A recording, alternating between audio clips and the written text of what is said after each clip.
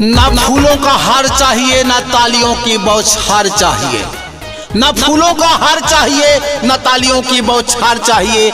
आपके अपने योगेंद्र सहनी जी की धर्मपत्नी बेदामी देवी को ग्राम पंचायत राजूसरी क्षेत्र संख्या 17 के समस्त मतदाता साथियों का प्यार चाहिए, दुलार चाहिए। जी हाँ मतदाता साथियों, तो आइए अपना प्यार दुलार दिखाते हैं और अपना एक एक बटन बरगद पेड़ छाप पर दबाते हैं, जो ईवीएम मशीन के क्रमांक संख्या 5 नंबर पे अंकित है। आपका अपना चुनाव निशान बरगद का पेड़ छाप। जितने दिनवा बीतता बरगद के पेड़ छाप जीतता। जितने दिनवा बीतता बरगद के पेड़ छाप जीतता। बेदामी देवी के जैसन नेक केहू भेटाई। नहीं के जीताई बीडीसी बनाई। ए भैया नहीं के जीताई बीडीसी बनाई। अरे चाचा ध्यान देवे के बा, काहे कि ढेर लोग आई बहकाई फुसलाई रउआ सबके लालच धराई। तो लालच में नहीं खियावे के, अब की बार बरगद के पेड़ छाप के सामने वाला नीला बटन दबावे के बा। आय अपना योगेंद्र सहनी जी की धर्मपत्नी बेदामी देवी के ही अपन पंचायत समिति सदस्य बनावे के बा।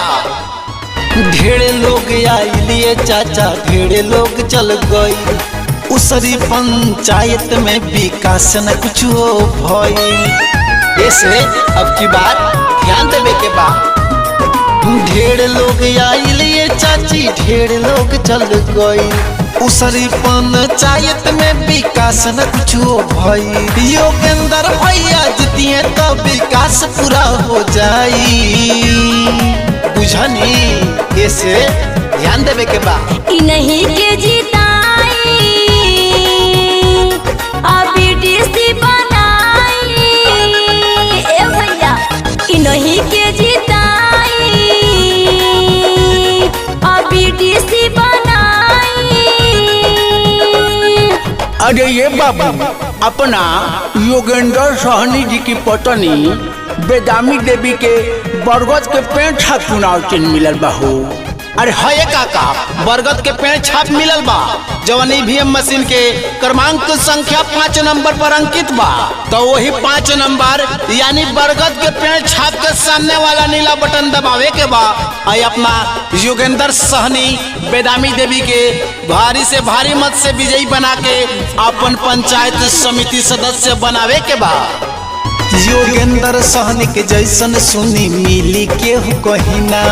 देख के सब विपक्षी लोग के छूटता पसीना। अरे ये चाचा ध्यान देवे के बाद की बात। योगेंद्र सहनी के जैसन सुनी मिली केहू कहिना। देख के सब विपक्षी लोग के छूटता पसीना। जिंदाबाद के नारा बरगद पेड़ छप के लगाई। ए भैया अरे ध्यान देवे के बाप की बात। नहीं के जीता